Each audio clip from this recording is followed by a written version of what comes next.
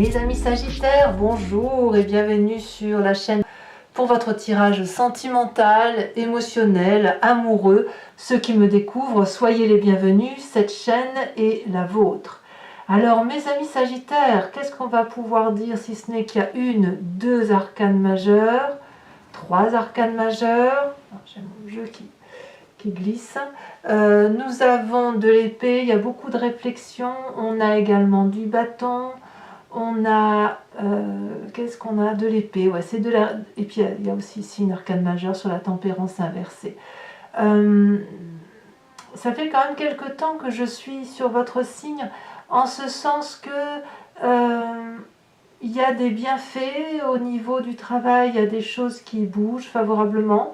Et en même temps, d'un point de vue émotionnellement, c'est plutôt de un pas en avant, un pas en arrière, j'avance, je recule, comme si il y avait beaucoup de tensions affectives dans votre corps, côté interne, pour ou vous empêcher d'avancer, ou vous aider à avancer d'un point de vue professionnel. Je sens que les deux sont intimement liés.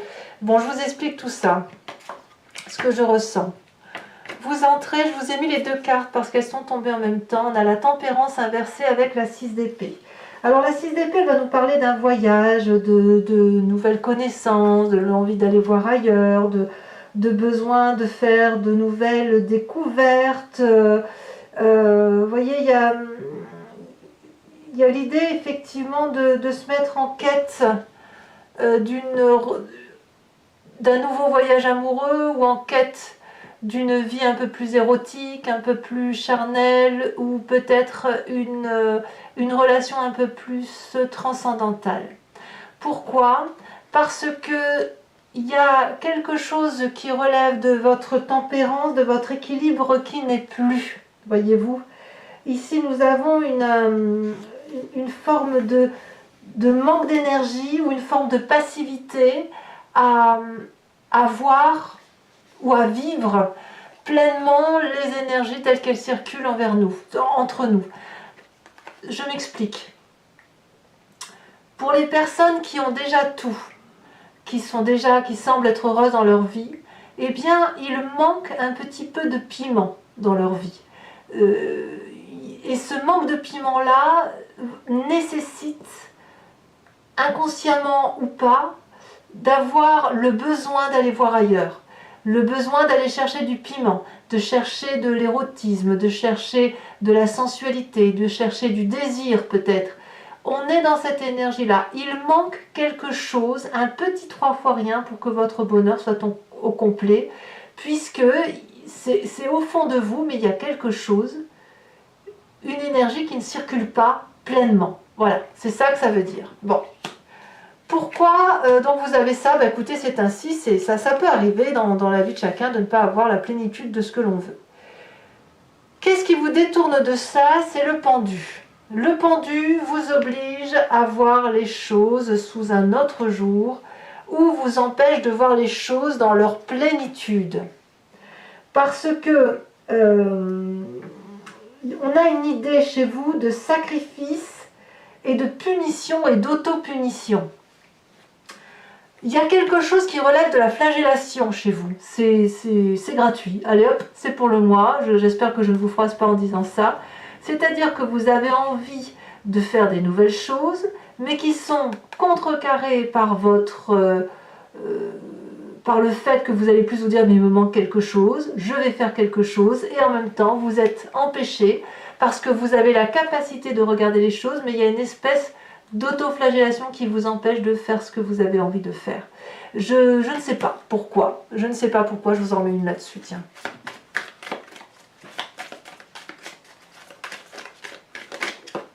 Elle saute. Oui, parce qu'il y a un manque de... On a une 6 de bâton inversée, c'est-à-dire que vous avez besoin de reconnaissance. Et cette reconnaissance-là, elle ne vient pas tout seul.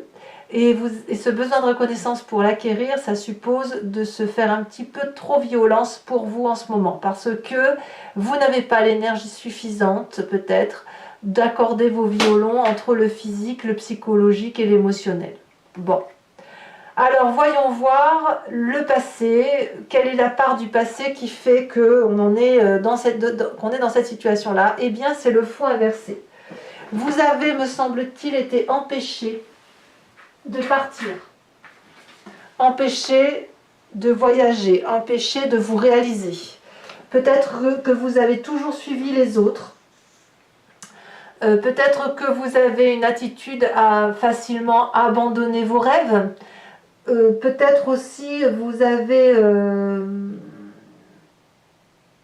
peut-être aussi que vous êtes un peu trop dévoilé dans le passé et que ça vous a fait du tort en ce sens où vous avez oublié de garder une part de secret vous concernant et le fait de vous être dévoilé, ça vous a affaibli puisque des gens ont pu vous manipuler au gré de leurs envies. Voilà.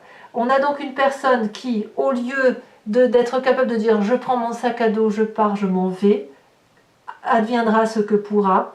On a plutôt une personne qui a renoncé à réaliser ses plus grands rêves parce qu'il y a peut-être un manque de confiance tout simplement. Voilà, c'est pas bien grave, mais il y a quand même ça qui est là, qui est assez prégnant hein, sur vos tirages depuis quelque temps. C'est comme ça. Bon. Dans votre état d'esprit, on a une vallée de bâton inversée qui va me dire qu'il y a eu de la trahison dans la relation. Trahison dont vous pouvez peut-être porter le fardeau ou c'est l'autre qui vous l'a fait supporter.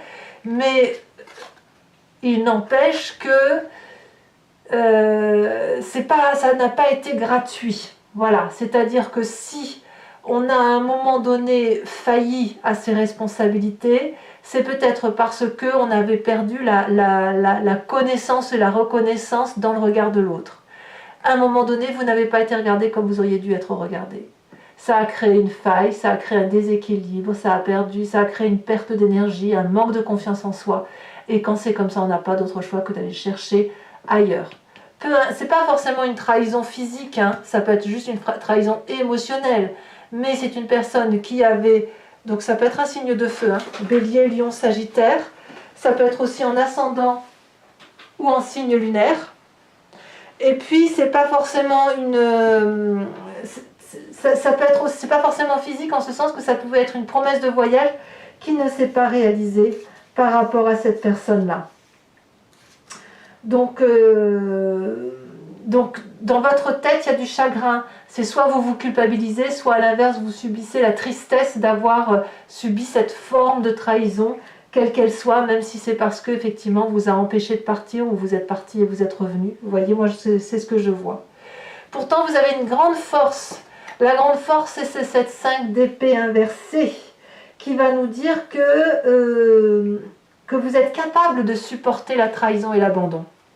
Vous êtes capable de le vivre, de le ressentir, de l'intégrer et de le digérer. Vous êtes en gros capable de pardonner. Donc ça, c'est un atout que peu de personnes ont, et notamment chez les signes de feu. Je ne pense pas que les béliers comme les lions, qui sont vos alter ego en feu, aient cette capacité de pardonner aussi facilement que le Sagittaire a cette capacité. Pourquoi? Parce que les Sagittaires, ce sont les signes de feu les plus intelligents par rapport à leurs deux opposés, hein, enfin opposés ou leur complémentarité, que sont le Bélier et le Lion. Il y a la fougue, il y a l'envie de vivre, il y a la passion et il y a beaucoup de philosophie chez le Sagittaire. C'est pour ça que malgré ce qui s'est passé dans le passé, ce que vous vivez aujourd'hui, votre état d'esprit, vous avez la capacité d'avancer, vous avez la capacité d'accepter ce sacrifice et d'avoir cette forme d'abnégation par rapport à l'autre. Alors, que dit votre présent? Eh bien, vous avez cette papesse. Cette papesse, c'est la personne, c'est une arcane majeure bien évidemment, mais qui va nous dire que vous avez... que vous apprenez de vos erreurs, que vous apprenez des autres, que, si vous voulez, c'est la façon d'étudier la relation à l'autre, sans plonger dans les livres, mais parce que vous les vivez pleinement, en fait, c'est ça. Et c'est aussi l'intuition. Donc, votre intuition vous dit de croire l'autre, vous le croyez. Votre intuition vous dit de laisser vibrer votre instinct, c'est ce que vous pourriez faire. C'est donc l'expérience de la vie, les apprentissages de la vie qui font que vous obtenez ce que vous voulez ou pas. Mais vous vous en référez plus à vos connaissances d'apprentissage de vie plus qu'à des connaissances qui viennent de personnes ou de mimétisme. Vous n'êtes pas du genre à mimer les autres, vous respectez vos intuitions. Bon, qu'est-ce qui se passe au fond de vous, dans votre inconscient, ce qui vibre? Ça peut être des croyances et ce en quoi vous croyez le plus, comme ça peut être ce qui vous fait marcher, vibrer. On a la lune. La lune va nous dire qu'on ne sait pas au fond de soi ce qui est vrai, ce qui est faux, ce qui est possible, ce qui est réel et ce qui relève de l'imagination. Comment vivre une réalité terrestre lorsque l'on a une tête qui papillonne sans cesse? Ça suppose d'ouvrir la lumière peut-être et de sortir de la nuit dans laquelle on s'est mise, parce qu'il y a des rêves magnifiques, et puis d'accepter de lever le voile sur une part romantique, voire une part sombre qui peut être la sienne. Il y a aussi l'idée de repos dans son esprit tel qu'il se fait et de laisser les autres agir pour soi. On voit bien qu'on se laisse particulièrement porter par le flux des événements de la vie. On le voit très bien avec ce fou inversé, avec la tempérance inversée, ça veut dire que l'équilibre ne dépend pas de nous. Avec le pendu, le fait d'avoir une réflexion dans laquelle on est poussé à être mise mais qui ne dépend pas de nous, vous perdez un peu votre libre arbitre en fait. Et ce libre arbitre-là, vous le retrouvez à travers, alors ça je vais le remettre à l'envers, à travers une capacité intellectuelle et à travers une expérience de vie qui fait de vous ce que vous êtes. Mais au fond de vous, vous vibrez un peu au son de la lune. Quand elle est pleine, eh bien ça vous donne telle énergie. Quand elle est vide, ça vous vide de telle ou telle énergie. Alors, quel va être votre défi? Eh bien, c'est cette as d'épée inversée. Alors là, c'est à double tranchant, c'est bien le cas de le dire, puisque l'as d'épée va nous parler d'intelligence nouvelle, d'un nouvel instinct, d'une nouvelle idée, quelque chose qui relève de l'ingéniosité. Mais comme elle est inversée, on va vous proposer peut-être de regarder la colère de votre expérience intellectuelle, la colère qui se dégage à travers chaque désir, à travers chaque nouveauté, à travers chaque nouvelle idée. Qu'est-ce qui cache, plutôt que de ne regarder que la part belle de votre histoire, quelle est la part sombre qui cache ce nouveau projet, ce nouvel intellect? Si vous avez une idée qui fait plaisir à l'autre, où est le libre arbitre qui est le vôtre? Je pense qu'on pourrait dire les choses ainsi. Et votre objectif, ça va être de retrouver votre libre arbitre en articulant vos besoins avec ce qui se passe dans votre environnement. Alors, quel est le chemin que vous semblez prendre? Cette fameuse 10 d'épée inversée qui va nous dire que vous ne pouvez pas oublier en fait. C'est-à-dire que vous avez cette capacité de pardonner, vous avez cette capacité d'avancer. Pour autant, tout ce qui relève de la douleur affective, elle reste présente. Mais ce que je pense moi, c'est qu'à un moment donné, il va falloir soit lâcher prise, soit regarder la colère et la montrer, la donner. Je vous remets une carte là-dessus parce que je ne peux pas vous laisser avec cette seule carte.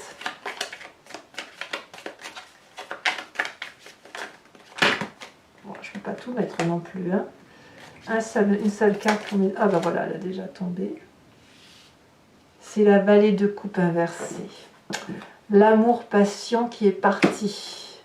L'amour-désir qui a été qu'un mensonge.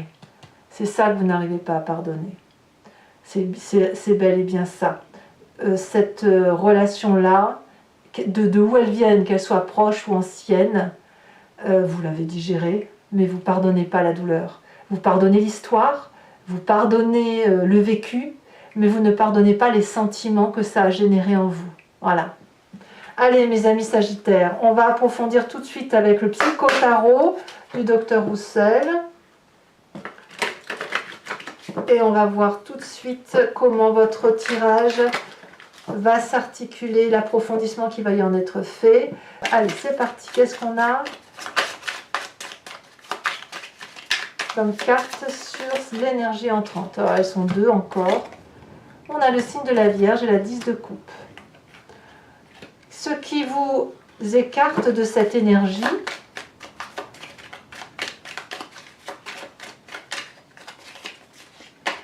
celle-ci, parce qu'elle se décroche, eh bien on a la papesse qui revient. La papesse que vous avez ici bien évidemment. Sur votre passé, nous avons ici l'as de coupe et nous avons le signe de la balance. Ici sur votre force, nous avons la 4 de coupe. Sur votre état d'esprit, il y en a beaucoup, hein.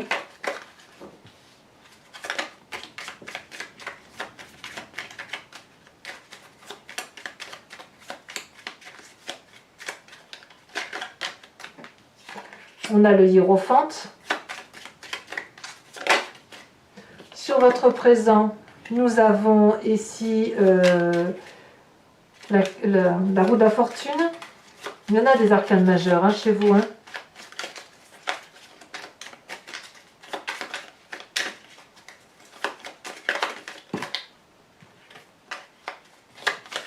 Oh bah alors, sur votre inconscient, oh là là là là, ça tombe de partout. Nous avons ici cette 6. Je ramasse la carte qui est tombée.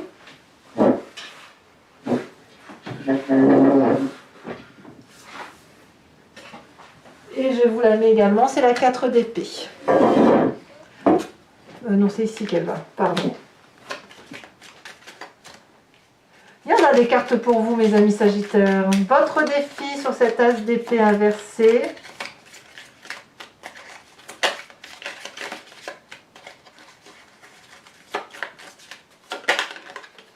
Nous avons cette 7 de denier. Et sur le chemin que vous entendez prendre, là, il y en a beaucoup trop.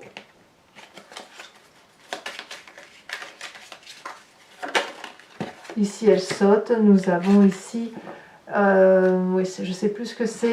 Faut que je regarde avant. Il y en a tellement de cartes sur ce jeu-là, beaucoup plus que sur le tarot, donc je ne les connais pas encore toutes. Je crois. Enfin, c'est une très très jolie carte. Allez, je vous tire une carte de l'évidencia, de l'oracle, qui va être une énergie de couleur à vous inspirer, pour faire circuler des énergies douces dans votre corps. Ouh, ça va être une couleur vive pour vous, très très chaude. Voilà, pour ceux qui me rejoignent sur Vimeo, je vous dis à tout de suite pour les autres, et si ce n'est pas déjà fait, voilà, donc n'hésitez pas à commenter, à liker, à partager, à vous abonner bien sûr pour le soutien de la chaîne. Je vous embrasse bien fort et je vous dis à très bientôt. Bisous bisous.